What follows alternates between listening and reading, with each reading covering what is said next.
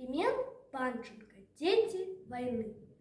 Ім не спявалі маткі-калыханкі, яны не чулі казак ад дзядоў.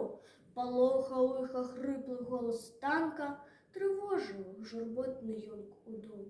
Яны не плакалі бяссоннымі начамі, калі ад бомбаў неслі іх у склеп, і словы першыя, якім іх навучылі, былі пра немцаў, пра вайну і хлеб.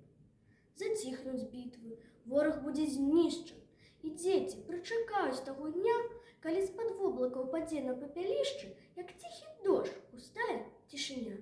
Нясмела з хат яны ў поле выйдуць, каб першы раз спакойна ў жыцці палюбавацца родным краявідам, паслухаць звон рачулкі ўтрысці.